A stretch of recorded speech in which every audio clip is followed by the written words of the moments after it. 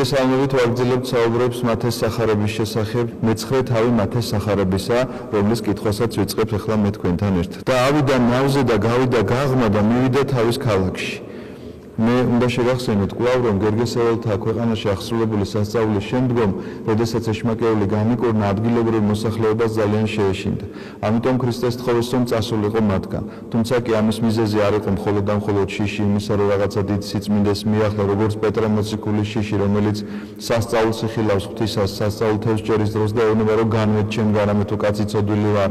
მათთვის პირიქით ეს სხვა შიში იყო, შიში იმისა, რომ ერთხელ რომ დიდი ზარალი ნახეს, კვლავ არ ენახათ ზარალი და ქრისტე მათ ხელს უშლიდა, შეიძლება ასე ითქვას.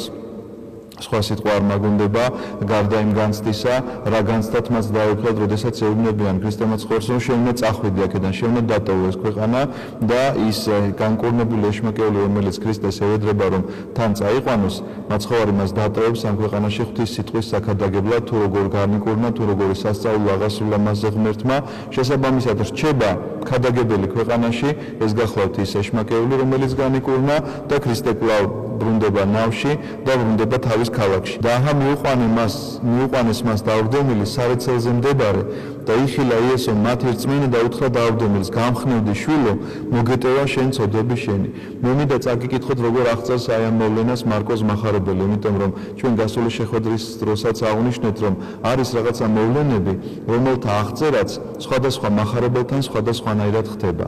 მაგალითისთვის შეიძლება ვთქვათ, რომ იგივე გერგესში მომხდარი გერგესეველთა სასწაული, რომელის შესახებაც ახლა მოგახსენებდით, ერთ მახარებელთან აღწერილია, რომ ორი ეშმაკეული შეხვდა მას იესოს, როდესაც ის ნაპირზე გადავიდა, მეორე მახარებელთან აღწერილია, რომ ერთი შეხვდა, იმიტომ რომ ერთი აღწერს უფრო მეტად დაავადებული, მეტად უფრო საშიში, რომელიც იყო და მეტად უფრო მძვინვარე ეშმაკეული, რომელიც იყო, მეორე მოციქული აღწერს თქვათ ასე, რომ ეს არ არის მოვლენათა სხვადასხვაობა, არამედ ერთ და იგივე მოვლენაზეა საუბარი, უბრალოდ ერთ და იგივე ამბავში სხვადასხვა ადამიანი ყოველთვის სხვადასხვანაირად აღწერს და ეს კიდევ ერთხელ უნდა გაგიმეოროთ, რომ უფრო მეტად ამტკიცებს იმას, რომ მოციქულებმა, რომლებმაც სახარება აღწერეს, ეს არის აბსოლუტურად ერთი და იგივე ამბები სხვადასხვა ადამიანის მიერ აღწერილი და ერთმანეთთან შეუთანხმებლად, თავსთავადია, ისინი თუ ერთმანეთში შეთანხმდებოდნენ, ეს რაღაცა კვალი გამოჩნდებოდა.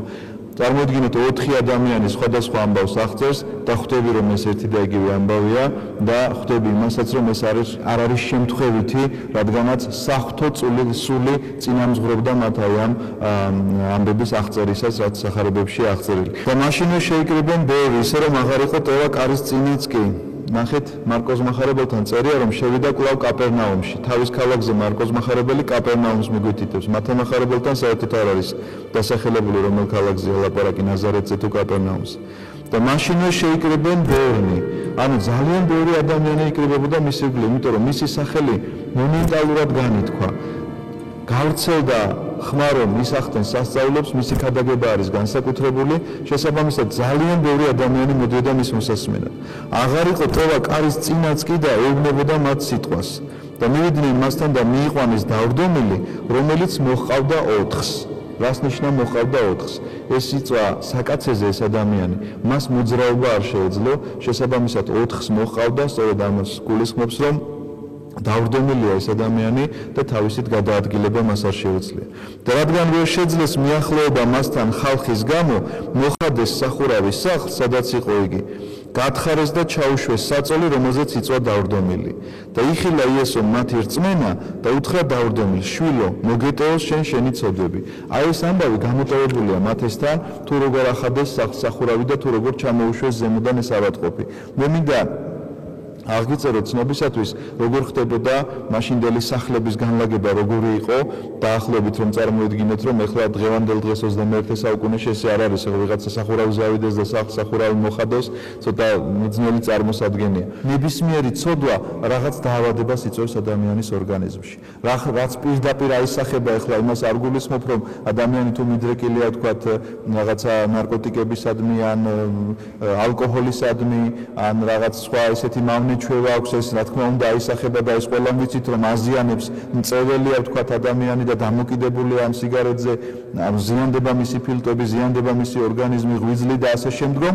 ეს ცალსახად ყველასთვის ცნობილია და ამას არავითარი მტკიცება არ სჭირდება, მაგრამ ცოდვა როგორიც არის მაგალითად შური, რომელსაც გარეგნული გამოვლინება შეიძლება არ კონდეს, იმიტომ რომ სხვა ყველაფერს გარეგნული გამოვლინება აქვს, მე თუ ალკოჰოლის გარეშე ცხოვრება არ შემიძლია, მთელი დღე შეიძლება დავდივდე და დავეძებდე ამ ალკოჰოლს და როდესაც ვიპოვი და ვიკმაყოფილებ მე ჩემს მოთხოვნილებას, მაგრამ არსებობს შური, რომელიც შენი შინაგანი მდგომარეობაა, რომელიც არანაირად გარეგნულად შეიძლება არ ვლინდებოდეს, ადამიანი თავს იჭერდეს და არ ავლენდეს არც საუბრის მანერით და არც რაიმე მოქმედებით, რომ ვიღაც ისა შურს, თუმცა კი შურიც კი იწვევს დაავადებას, ისეთ დაავადებას, როგორიც არის ადამიანის გულის დაავადება, იმიტომ რომ შურით რაღაცნაირად ძალიან დიდი ბოღმა გროვდება მასში და შურმა შეიძლება გული გაუხეთქოს ზოგადად ადამიანს.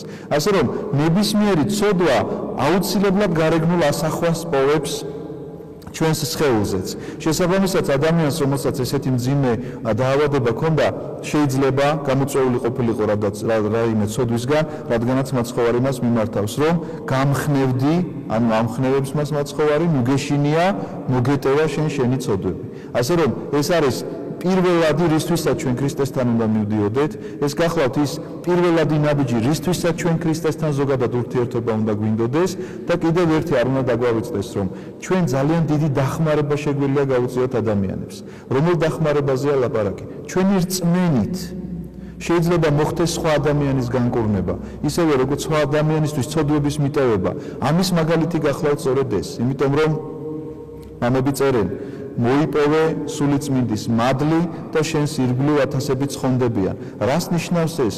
როდესაც შენ ხარ მორწმუნე, როდესაც შენ ხარ მართალი ადამიანი, შენი ლოცვისა ესმის უფალს, აქედან გამომდინარე, შენი ლოცვით შეიძლება ვიღაცა განიკურნოს, შენი რწმენით შეიძლება ვიღაცა განიკურნოს, ისევე როგორც ადამიანი, რომელიც ისეა პარალიზებული, არც მოძრაობა შეუძლია, არც მეტყველება შეუძლია, თუმცა კი ცოდვათა მიტევებას ღებულობს, როგორც ხედავთ და ცოტა ქვემოთ წავიკითხავთ, რომ აბსოლუტურ სულ განკურნებასაც მიიღებს და მიიღებს მხოლოდ ერთადერთი რამით. იმ 4 ადამიანის სარწმუნოებით, რომლებიც მისი მეგობრები არიან, რომელიც მისი გულშემატკივრები არიან, იმიტომ რომ თუ სულ ერთი იქნებოდა ამ ადამიანის ბედი ამ 4 კაცისთვის, რა თქმა უნდა ისინი ასეთ რისკზე არ წავიდოდნენ და არავითარ შემთხვევაში არ მოინდომებდნენ, რომ აეყვანათ ეს ადამიანი სახურავზე, სახურავი გამოეხრიტათ და იქ ჩაეშვათ და დავრდომილი ადამიანი, რომ ქრისტემდე მიეღწია რამენაირად მას. ეს გახლავთ სწორედ იმ მეგობრების სარწმუნოება, იმ კეთილმორწმუნე ადამიანების ქმედება, რომლითაც ჩვენ გვეძლევა საუკეთესო მაგალითი, რომ როგორ შეიძლება ვიმოქმედოთ ვიზეც გული ვტკია, ძალიან ხშირად ხო ისმის ეს შეკითხვა, რომ აი ჩემი ოჯახის წევრი ტაძარში არ დადის, ჩემი ოჯახის წევრი არ არის მორწმუნე, ჩემი ნათესავი, ან ჩემი მეგობარი, ან ჩემი ვიღაც ახლობელი არ არის მორწმუნე, არ დადის და რა გავაკეთო ამისთვის, რომ მან დაიწყოს ტაძარში სიარული. აი რაც უნდა გააკეთო. შენ უნდა იყოს რწმენით ახსავსე, შენი ცხოვრება უნდა იყოს ამ რწმენასთან შესაბამისობაში, იმიტომ რომ ჩვენ ყოვლადწმინდა სამებას ვადიდებთ როგორ? ვადიდებთ სამგვარად. ჩვენი გონებით, ჩვენი ბაგეებით და ჩვენი ცხოვრების წესით, ჩვენი ქმედებით. შესაბამისად, თუ ეს ჩვენი სამივე გონება, სიტყვა და ქმედება შეესაბამება ჩვენ სარწმუნოებას, ეს გახლავთ სწორედ ის ღვთის მოწყალება, შეიძლება ესე ითქვას, ეს გახლავთ ღვთის ის საჩუქარი, რომლის მიხედვითაც ჩვენ თამამად შეგვიძლია, რომ სხვასაც კი დავეხმაროთ ამ შემთხვევაში და დავეხმაროთ სწორედ ესე, როგორც ეს ადამიანები დაეხმარენ ამ დავრდომილ ადამიანს. და აჰა ზოგმა მწიგნობართაგანმა თქვა თავის გულში, ეს გმობს, რადგანაც იცოდნენ მათ, მწიგნობრებზეა საუბარი და ზუსტად იციან, რომ ცოდვათა მიტევების უფლება მხოლოდ ღმერთს აქვს. მეტი არ არის. ამიტომაც, რადგანაც ქრისტე მაცხოვარმა ბრძანა ესეთი სიტყვები, რომ გამხნევდი შვილო, შენ მოგეშინია, მოგეტევა შენი ცოდვები, მაშინ მწიგნობრებთან დაიწყო ესეთი ფიქრი, რომ ეს ადამიანი ახლა გმობას იძახის, იმიტომ რომ ვის შეუძლია ცოდვათა მიტევება თუ არა ღმერთს. და იცოდა იესო მათი გულის ზრახვები და უთხრა მათ, რატომ ფიქრობთ თქვენ ბოროს თქვენს გულში? რა უფრო ადვილია თქმა, მოგეტევა შენი ცოდვები, თუ თქმა ადიქი და იარე. ძალიან საინტერესოა, რომ ქრისტე ღმერთი განამარტო სასწაული ის მოხდა, რომ ამ ადამიანს ცოდვები მიუტევა. მეორე სასწაული ის არის, რომ თქვა ამ ადამიანს განკურნავს და ეს დავრდომილი ადამიანი წამოდგება და თავის ამსაკაცეს თავის ხელით აიღებს. არამედ ყველაზე უფრო დიდი სასწაული, რაც აქ ჩვენ შეიძლება დავინახოთ, ეს არის, რომ მან ადამიანის გულის ზრახვები იცის. ამიტომაც ვერსად ვერაფრით ვერ დაემალება ადამიანი ღმერთს. რადგანაც როგორც კი გაიფიქრეს წიგნობრებმა, რომ ეს გმობს, მაშინვე პასუხობს. მაგრამ პასუხობს ესეც საუკეთესო მაგალითია ქრისტიანისთვის, მისიონერისთვის, რომელიც სახარებას უნდა ქადაგებდეს თავისი ცხოვრების წესით, საუკეთესო პასუხს იძლევა აქ მაცხოვარი. როგორც კი გაიგო მათი გულის ზრახვები, რომ ესენი მასზე ცუდად ფიქრობენ, აქ არ დაუწყია მათ რაღაც ესე იგი კაცრი ტონით და თითისქნევით საუბარი, არამედ ეუბნება ძალიან მშვიდად და წყნარად, რომელიც იმ მშვიდესაც ქრისტიანი ყოველთვის უნდა ინარჩუნებდეს. და ნახეთ რა ეუბნება, რატომ ფიქრობთ თქვენ ბოროტს თქვენს გულში? რატომ გაქვთ ეს ბოროტი ფიქრი, რომ მე არ შემიძლია ცოდვების მიტევება? რისი თქმა უფრო ადვილია, რომ ღმერთმა მოგიტევოს შენი ცოდვები? უბრალოდ რისი თქმა უფრო ადვილია, მოგეტევა შენი ცოდვები, თუ ადექი და განკურნებული ხარ და იარე? რისი თქმა უფრო ადვილია? რა თქმა უნდა, უფრო ადვილია თქვა, რომ მოგეტევა შენი ცოდვები. რატომ არის ამის თქმა უფრო ადვილი? იცით, რომ საზოგადოების წინაშე არანაირად არ დამცირდები, იმიტომ რომ ვერავინ ვერ მიხვდება ამას, მას მიეტევა თუ არ მიეტევა ცოდვები. მაგრამ აბა დავრდომილის უთხარი, რომ ადექი დაიარე, თუ ვერ ადგა და ვერ გაიარა, ხომ დამწრობილი ხარ საზოგადოების თვალში, ხომ მთელი შენი ქადაგება წყალშია ჩაყრილი და მთელი შენი ესე იგი რაღაცა მოღვაწეობა და ესე წარმოჩინება თუ გინდოდა საკუთარი თავისა, ხომ წყალში ჩაგეყარა ყველაფერი. ამიტომაც ქრისტე ღმერთი მათ მიანიშნებს, ყველანაირ საშუალებას უსპობს იმისა, რომ ეს ადამიანები გმობაში ჩავარდნენ. ამიტომაც ეუბნება, რომ რომელი წინადადების თქმა უფრო ადვილია? რა თქმა უნდა, უფრო ადვილია მოგიტევა იმ ადამიანმაც კი, ვისაც მიეტევა ცოდვები, ხშირად ისიც კი ვერ ხვდება მიეტევა თუ არა ცოდვა. ნამდვილად გვაქვს ჩვენ განცდა ცოდვების მიტევებისა, არავინ არ თქვას ეს, რომ არ აქვს ადამიანი, რომელიც გულწრფელ ახსარებას ამბობს, რაღაცა თითქოს დიდი ტვირთი ჩამოიცილაო, ესე გამოდის ახსარების შემდგომ ტაზიდან. მე პირადად გქონია ეს განცდა და ყველა ადამიანს გქონია, ალბათ, ვისაც გულწრფელი ახსარება უთქვამს. მაგრამ მოგეტევა თუ არ მოგეტევა შენი ცოდვები, ეს ხომ ამაზე დარწმუნებით ესე ვერ ილაპარაკებ, იმიტომ რომ ეს ღმერთის პრეროგატივაა და არავითარ შემთხვევაში შენი. აქედან გამომდინარე, ნახეთ, მაცხოვარი ეუბნება, რომ ადვილია უფრო ამისი თქმა, რომ მოგეტეოს, ვიდრე იმის თქმა, რომ ადექი და იარე. ხოლო რათა იცოდეთ, რომ ხელმწიფება აქვს ძე კაცისას, ქვეყანაზე ცოდვების მიტევებისა. მაშინ უთხრა დავრდომილს, ადექი აიღე შენი სარეცელი და წადი შენ სახლში. ნახეთ, სწორედ ამის გამო თქვენ რომ კიდევ ერთხელ დარწმუნდეთ. დარწმუნდეთ იმით, რომ მე თქვენი გულის ზრახვები ვიცი. ანუ ეს არ არის ჩვეულებრივი მოვლენა. ერთ ადამიანს მეორე ადამიანის გულის ზრახვები არ ესმის. ღმერთი ხედავს მხოლოდ ამას, გულთამხილველი ღმერთი ხედავს, რას ფიქრობს ადამიანი. სწორედ ამიტომ, რადგანაც მე თქვენი გულის ზრახვები მესმის, რადგანაც თქვენ დაბრკოლდით იმის გამო, რომ მე ცოდვების მიტევება ვუთხარი მას. ამიტომაც დავამტკიცებ, რომ მე შემიძლია ცოდვათა მიტევება და დავამტკიცებ რითი. ხო თქვი რომ ცოდვები მოგეტევს. ეხლა ვიტყვი რომ ადექი და იარე და ადგება ეს ადამიანი და ივლის და მართლაც ასე მოხდება. ადექი აიღე შენი სარეცელი, წადი შენ სახლში და მეორდება, ნახეთ, მეშვიდე მუხლია მეცხრე თავისა და ადგა და წავიდა თავის სახლში. რაც იმას ნიშნავს, რომ ეს ადამიანი სრულად განიკურნა. ამის მხილველი ხალხი გაოცდა და ადიდებდა ღმერთს, რომელმაც ასეთი ხელმწიფება მისცა ადამიანებს. აი რა მნიშვნელობა აქვს ჩვენს რწმენას. მე კიდევ ერთხელ მინდა ამაზე ყურადღება თქვენი გავამახვილო, რადგანაც ადამიანი გამართლდება რწმენით და არავითარ შემთხვევაში საქმეებით. შეუძლებელია საქმეებით გამართლდეს ადამიანი. ეს პავლე მოციქული რომაელთა მიმართ ეპისტოლეში ამის შესახებ დაწვრილებით წერს, იმიტომ რომ თუ კი საქმეებით გამართლება შესაძლებელი იყო, მაშინ ძველი აღთქმის წმინდანები უნდა გამართლებულიყვნენ, იმიტომ რომ იყვნენ წმინდანები, მაგალითად აბრაამი, მაგალითად მოსე, საერთოდ რომელმაც დაწერა ეს კანონები, რომლებიც ცდილობდნენ ჯულის ზედმიწევნით შესრულებას. მაგრამ თუ კი შენი საქმეებით მართლდები, მაშინ ღმერთი რაღაცი გჭირდება. სწორედ ეს საშიშროება დგება ადამიანთან, რომელსაც თავი მართალი ჰქონია. ადამიანი, რომელიც იტყვის, რომ მე არ მჭირდება ღმერთი, იმიტომ რომ მე ცოდვებს არ ჩავდივარ, სწორედ ეს საშიშროება აქვს მას, რომ მას სარწმუნოება არ გააჩნია, სარწმუნოება გამართლებისა, რომელთაც უნდა რწმენა აბრაამს ღმერთისა და გამართლდა. როდის გამართლდა? როდესაც რწმენა, როდესაც დაიჯერა მან უფლისა, სწორედ მაშინ გამართლდა. ამიტომაც რა არის ჩვენი გამართლების საძირკველი? ჩვენი გამართლების საძირკველი გახლავთ სწორედ იესო ქრისტე, რომელიც განკაცდა და გაგვამართლა. და ეს გამართლება, ეს მადლი, რომელიც ჩვენამდე მოვიდა, გახლავთ მხოლოდ ერთადერთი მიზეზით აღძრული, და ეს არის სიყვარული თავისი შექმნილისა, რომელიც ღმერთმა ამ შემთხვევაში გულისხმობ არა სამყაროს გვირგვინს, ადამიანს და ისე უყვარს ღმერთს ადამიანი, რომ მხოლოდ შობილი ძე გამოგზავნა იმისთვის, რომ ჯვარცმულიყო. ეს გახლავთ სწორედ ჩვენი სარწმუნოების ქვაკუთხედი, რომელზედაც უნდა იყოს დაშენებული მთელი ჩვენი ცხოვრება, იმიტომ რომ ნებისმიერი ასკეტური მოღვაწეობა ადამიანისა, როგორადაც არ უნდა იხწოდეს ადამიანი და როგორ სიმაღლესაც არ უნდა მიაღწიოს ამ ასკეტიზმში, უნდა იყოს ერთი რამით აღძრული, რომ მადლიერება გამოხატოს შემოქმედისადმი, რომელმაც ესეთი მოწყალება გაიღო მასზე. და წამოვიდა იესო იქედან და იხილა კაცი, რომელიც იჯდა საზვერეში, მათედ წოდებული და უთხრა მას, გამომყევი მე და ადგა და გაჰყვა მას. ჩვენ საუბრობთ ახლა მათე მოციქულის მოქცევაზე, თუ როგორ გახდა ის იესო ქრისტეს მოწაფე, ეს გახლავთ ის მათე, ვის სახარებასაც ახლა ჩვენ ვკითხულობთ. ის იყო მეზვერეთა შესახებ მე გითხარით, ვინც იყვნენ ეს ადამიანები, უკიდურეს ცოდვილებად ითვლებოდნენ ეს პიროვნებები, იმიტომ რომ გარდა ერთისა, რომ გადასახადების ამკრეფნი იყვნენ და ეს გადასახადები არ ემსახურებოდა მათი ქვეყნის ინტერესებს, არამედ დამპყრობელი ქვეყნის ინტერესებს, ამ შემთხვევაში რომის იმპერიას ემსახურებოდა.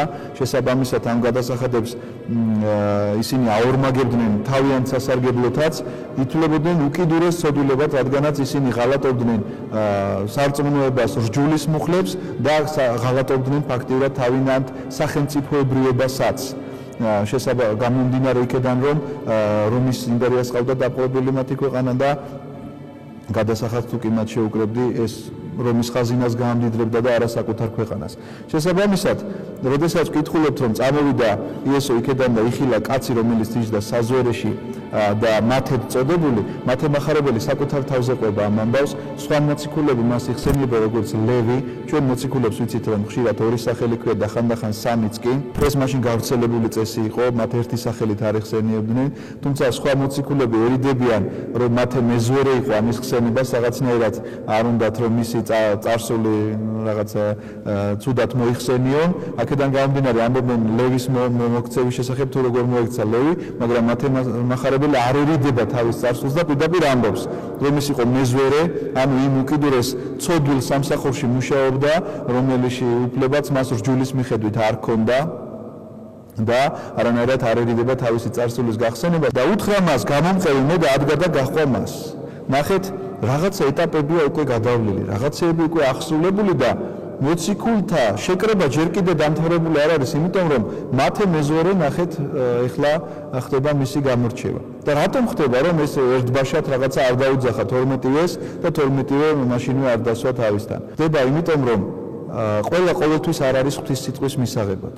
ვიღაცისთვის ძალიან ადვილია ამ სიტყვის მიღება და პირველ დაძახებისთანავე შეიძლება გვერდში დაუდგეს ეკლესიას, მაგრამ ვიღაცისთვის ეს არის ძალიან დროში გაწელილი პროცესი.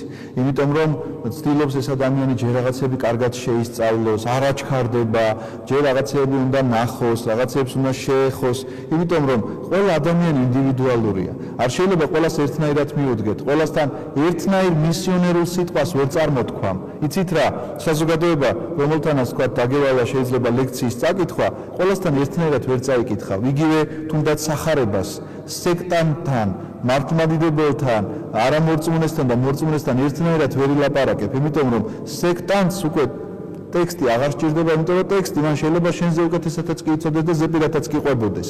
მაგრამ საინტერესოა როგორ განმარტავს ამ ტექსტს, ამიტომ ამის შესახებ მოგიწიოს მასთან საუბარი. ურწმუნო ადამიანთან შეიძლება სულ სხვა კუთხით მოგიწიოს საუბარი და მორწმუნესთან კიდევ უფრო რომ განმტკიცდეს აი ამ წვენაში და კიდევ უფრო მეტი თანადგომა რომ დაინახოს მან სახარებისგან და ეკლესიისგან, სწორედ ამ კუთხით შეიძლება დაგვიჟდეს საუბარი. შესაბამისად, რადგანაც ეს ინდივიდუალურია, სწორედ ესეა მოციქულთა შერჩევაც. ვიღაცისთვის საკმარისი იყო ზღვაზე თევზაობის დროს მისი მოწოდება და ისინი გაყვნენ ქრისტეს. ვიღაცისთვის საკმარისი იყო იოანე ნათლისმცემლის დამოწმება, როდესაც იოანემ თქვა, რომ ეს არის ტარიგი ღვთისა და ანდრია მოციქული და მასთან ერთად სავარაუდოდ კიდევ ერთი მოციქული, რომელსაც ვარაუდობენ, რომ იოანე ღვთისმეტყველი იყო, გაყვნენ მაშინვე მაცხოვარს და მათესთვის მაშინ არ იქნებოდა ეს საკმარისი, რომ მაშინვე დაუძახებდა მათესაც. მათეს ჯერ უნდა მის ყურს უნდა მისწვენოდა ხმები იესო ქრისტეს შესახებ, მოვლენილი მესიის შესახებ, რომელიც მოვიდა, რომელიც ქადაგებს საუცხოო სიტყვას, რომელმაც ჩაიდინა უკვე არაერთი სასწაული, განკურნა კეთროვანი, აღადგინა დავრდომილი ადამიანი, განკურნა პეტრეს სიდედრი და ასე შემდგომ. ამ თანმიმდევრობის მიხედვით თუ მოვყვებით ჩვენ, ეს რა თქმა უნდა მათესთვის უკვე ეს ამბები ცნობილია და ნელ-ნელა იმზადება რაღაც თითქოს იმ საფეხურებს გადის, რომლითაც ის უკვე აღარ უნდა დაბრკოლდეს არანაირად ქრისტეს დაძახებით. და მართლაც ასე ხდება. სწორედ იმ დროს ეძახის მას ქრისტე მაცხოვარი, როდესაც მათი ამისთვის სრულიად მზად არის და ეს მზადყოფნა ნახეთ, როგორ არის წარმოჩენილი. მათე ტოვებს ამ ყველაფერს და მიყვება ქრისტეს. და იყო, როდესაც იგი ინახით იჯდა სახლში, ინახით ჯდომის შესახებ მე თქვენ უკვე გითხარით, მაგრამ კვლავ შეგახსენით, რომ აღმოსავლეთში ესეთი წესი იყო, როდესაც სუფრა იშლებოდა, ეს იყო სადღესასწაულის სუფრები თუ ქორწილები მათ შორის, ეს იყო გაშლილი ხალიჩები, მუთაქებით სავსე, რაღაცა ბალიშებით სავსე ხალიჩები, სადაც ნახევრად წამოწოლილი მდგომარეობაში ადამიანები მიირთმევდნენ საჭმელს. ნახევრად წამოწოლილი მდგომარეობა იყო მარცხენა მხარეზე უნდა ყოფილიყო დაწელილი, იმიტომ რომ მარცხენა ხელით საჭმლის მიღება აკრძალული იყო, მხოლოდ მარჯვენათი უნდა ეჭამა. მინდა გითხრათ, რომ საკმაოდ მოუხერხებელი პოზიცია არის ესა და ბევრს ვერ შეჭამს ამ შემთხვევაში ადამიანი, მაგრამ მსჯულით ეს ისე იყო რაღაცა თითოეული დეტალი გათვლილი და გათვალისწინებული, რომ ამას ემორჩილებოდნენ ადამიანები, ეთყობა იმისთვისაც, რომ ბევრი არ ეჭამათ და ზედმეტი არ მოსვლოდათ და თან მაშინ არ იყო იმის ფუფუნება, რომ რაღაცა მდიდრული სკამები და მაგიდები, ტრადიციაც არ ქონდათ ამისით, რომ შეიძლება კი დაედგათ კიდეც სკამები და მაგიდები, ამიტომ ესეთ ნახევრად წამოწოლილ პოზაში, მარცხენა ხელზე დაყრდნობილი, რომ მარცხენა ხელი არ გამოეყენებინათ ჭამისათვის, მარჯვენათი მიირთმევდნენ მხოლოდ და ეს იყო ინახით ჯდომა და ინახით ჯდომა, როდესაც შეგხვდება ჩვენ, ყოველთვის სიმბოლოა რაღაცა განცხრომისა, კარგი სუფრისა, სადღესასწაულო სუფრისა, იმიტომ რომ ინახით ჯდომის უფლებას სწორედ მაშინ აძლევდნენ თავის თავს, როდესაც იყო მაგალითად ქორწილი. და აი ამ ქორწილში ზეიმი იყო და ყველას უნდა ედღესასწაულა და ინახით მჯდომარენი მიირთმევდნენ საჭმელსაც და სასმელსაც. და როდესაც იგი ინახით იჯდა სახლში, აჰა მრავალი მეზვერე და ცოდვილი მივიდა და დაждდა თანამეინახეთ იესოსთან და მის მოწაფეებთან. ეს გახლავთ მათეს სახლი, სადაც ახლა მაცხოვარი იმყოფება. მათე ხომ გაყვა, მათემ დაპატიჟა ის თავის სახლში, მაგრამ მათემ ნახეთ პირველივე წამიდან, როგორც კი იესო ქრისტე მას მოუწოდა, პირველივე წამიდან მისიონერია. იმიტომ რომ მთელი მისი სამეგობრო, ვისთან ერთადაც მუშაობდა, ყველანი წამოიყვანა თავის სახლში, რომ იესო ქრისტე გააცნოს, რომ იესო ქრისტეს სიტყვა მათაც მოასმენინოს. და ეს საიდან ჩანს, ნახეთ, აჰა მრავალი მეზვერე და ცოდვილი მივიდა. მეზვერე ცოდვილთან ასოცირდებოდა ისედაც და მეზვერებთან ვისაც შეიძლება ემეგობრა ებრაულ საზოგადოებაში ყველა ცოდვილად მიიჩნეოდა. შეიძლება ადამიანი მეზვერე არ იყო, მაგრამ რადგანაც მეზვერესთან მეგობრობდა, ის ავტომატურად ცოდვილს ნიშნავდა. ამ შესაბამისობიდან გამომდინარე, მათემ თავის სამეგობროს რომ დაუძახა, ესენი იყვნენ ის ადამიანები, ვინც მასთან ერთად მეზვერედ მუშაობდნენ და ის ადამიანები, ვინც მასთან მეგობრობდნენ, რაც საზოგადოების თვალში ყველა შემთხვევაში აღიქმებოდა როგორც ცოდვილი ადამიანების საკრებულო. და მივიდა და დაждდა თანამეინახეთ იესოსთან და მის მოწაფეებთან. და მე მინდა გითხრათ თვითონ მაცხოვრის ეს გამოვლინება და მათთან ერთად ყოფნა გახლავთ სწორედ ის მდგომარეობა, რომ ჩვენ ქრისტიანებს არანაირი უფლება არ გვაქვს ნებისმიერ საზოგადოებაზე და მათთან ურთიერთობაზე. აი ამას სწორი გაგება სჭირდება. რას ნიშნავს, რომ არ გვაქვს ამისი უფლება? ჩვენ ყველა შემთხვევაში ღვთის სიტყვა უნდა ვიქადაგოთ ყველგან, სადაც არ უნდა აღმოჩნდეთ. ჩვენ გვაკისრია პირდაპირ მოვალეობა, რომ გავაგებინოთ ადამიანებს ღვთის სიტყვა, ის შუქი, რაღაცა ანთებული ჩირაღდანი, სახარების სახით, რომელიც ჩვენ ხელში გვიჭირავს, უფლება არა გვაქვს სხვას არ წავაკითხოთ და სხვას არ გავაცნოთ. და ხშირ შემთხვევაში ეს ჩვენი ცხოვრების წესით უნდა ხდებოდეს და არა პირდაპირ ტექსტის კითხვას არ გულისხმობ. ამაში არავითარი უფლება არ გვაქვს, რომ ჩვენ ადამიანებს არ მოусმინოთ. აქედან გამომდინარე, მაცხოვრის ეს მაგალითი, რომ მათე მეზვერის სახლში ზის უამრავ მეზვერესთან და ცოდვილ ადამიანებთან ერთად, მაშინდელი საზოგადოებისთვის, როგორც უკვე მოგახსენეთ, უკიდურეს ცოდვილებად მიიჩნეოდნენ ეს ადამიანები, სწორედ ამას ნიშნავს და ჩვენთვის მაგალითია, რომ ჩვენ უნდა შეგვეძლოს ადამიანებთან ურთიერთობა, მიუხედავად მათი სარწმუნოებისა, მიუხედავად მათი ცოდვილობისა, მიუხედავად მათი კანის ფერისა და ასე შემდგომ. და როდესაც ნახეს ფარისეულებმა, უთხრეს მის მოწაფეებს, რატომ ჭამს მეზვერეებთან და ცოდვილებთან თქვენი მოძღვარი? ხოლო იესომ, როდესაც გაიგონა, უთხრა მათ, არ სჭირდებათ ჯანმრთელებს მკურნალი, არამედ ავადმყოფებს. ხოლო თქვენ წადით და ისწავლეთ რა არის წყალობა ნებავს და არა მსხვერპლი, რადგან მოვედი არა მართალთა მოსაწოდებლად, არამედ ცოდვილთა. ადამიანი, რომელიც ფიქრობს, რომ ის თვითონ შეძლებს სულიერ განკურნებას, ის თვითონ შეძლებს იმას, რომ სჯული აღასრულოს და ამიტომ არ სჭირდება მას არავინ, არ სჭირდება ვინ? მკურნალი, სულიერი მკურნალი, ამ შემთხვევაში ღმერთი, ცოდვათა მიმტევებელი მას არ სჭირდება, ან ეკლესია მას არ სჭირდება და ვერ ვარწმუნებთ ჩვენ ამ ადამიანს ეკლესიის აუცილებლობაში, შედეგი დგება მისთვის ერთი, რომ ეს ადამიანი აუცილებლად სულიერად მოკვდება. მოკვდება იმიტომ, რომ ვერ დავარწმუნეთ აი ამ საჭიროებაში, ისევე როგორც ფიზიკურად რაღაცა ავადმყოფობის მქონე ადამიანს ვერ არწმუნებენ, რომ ექიმი სჭირდება და კვდება აი ამ ავადმყოფობით, ესევე გახლავთ სულიერი ავადმყოფობაც სწორედ. და რადგანაც ეს ადამიანები, ფარისევლები დარწმუნებულნი არიან, რომ მათ არაფერი არ სჭირდებათ, იმიტომ რომ ისინი ზუსტად იცავენ სჯულის კანონს, ასრულებენ მოსეს მიერ მოცემულ წესს და აქვთ წიგნი, რომელშიც ჩაიხედებიან ამ კანონით ცხოვრობენ, სწორედ ეს გამორჩათ. ქრისტე აღარ სჭირდებათ მათ, იმიტომ რომ ისინი ფიქრობენ, რომ აი ამ სჯულის აღსრულებით მიაღწევენ აი ამ სიმართლეს. ხოლო თქვენ წადით და ისწავლეთ რა არის წყალობა ნებავს და არა მსხვერპლი. წყალობა რა არის? წყალობა გახლავთ ისეთი მდგომარეობა, როდესაც რაღაც არ გეკუთვნის და გეძლევა. და არა მსხვერპლი, როცა უნდა მსხვერპლი რა არის? მსხვერპლის შეწირვა ხდებოდა და ზოგადად მსხვერპლის შეწირვა დაწესდა ერთი მარტივი მიზეზის გამო. ღმერთმა უთხრა ადამიანს, ადამს, სამოთხეში ჯერ კიდევ, თუ კი შესწოდავთ მოკვდებით, ანუ თუ ამ ცნებას დაარღვევთ მოკვდებით. ამიტომაც მსხვერპლის შეწირვა დაიწყეს ადამიანებმა როდის? როდესაც შესწოდავდნენ, მიდიოდნენ და მსხვერპლს წირავდნენ, რომ ვიღაცა უნდა მომკვდარიყო, სისხლი უნდა დაღვრილიყო. ხა საკუთარ თავს ხომ არ დაკლავდა სამსხვერპლოს წინაშე. ამიტომ კლავდა უდანაშაულო მსხვერპლს, რომ მასში აღძრულიყო თუნდაც შეწოდების გზნობა, რომ მისი ცოდვის გამო აგერ უდანაშაულო მსხვერპლი ეწირება. მაგრამ ეს უდანაშაულო მსხვერპლი პირდაპირ გაგებით იესო ქრისტე აღმოჩნდა, რომელსაც არაფერი არ შეუწოდავს და მხოლოდ ჩვენი ცოდვების გამო შეიწირა. რადგან მოვედი არა მართალთა მოსაწოდებლად, არამედ ცოდვილთა. რადგანაც იმ ადამიანებს თავი მართალი ეგონათ, შესაბამისად მათ ქრისტე არ სჭირდებათ. ქრისტე სჭირდება იმას, ვისაც თავისი თავი ცოდვილად მიაჩნია. ვინც ფიქრობს, რომ მე ცოდვილი ვარ, მე ვერ ვასრულებ სჯულს, ამიტომაც მჭირდება ქრისტე, იმიტომ რომ მომიტევოს მან ცოდვები, იმიტომ რომ აღმასრულებელი სჯულისა სიყვარული არ წევს პავლე მოციქული. და ეს სიყვარული, რომელიც გადმოიღვარა ჩვენში სულიწმინდის სახით, ისე პავლე მოციქულის სიტყვებს ვციტირებ ამ შემთხვევაში, გადმოიღვარა სულიწმინდის სახით, ეს გახლავთ სწორედ ჩვენი ეკლესია, რომელიც ქრისტეს საშუალებით იძლევა ცოდვათა მოტევებას. დღევანდელ დღეს მე ვფიქრობ, ჩვენ ამით უნდა დავამთავროთ, თუ რაიმე შეკითხვები გაქვთ, მოგისმენთ, თუ არა და დაგემშვიდობებით. კარგად, ბრძანდებოდეთ.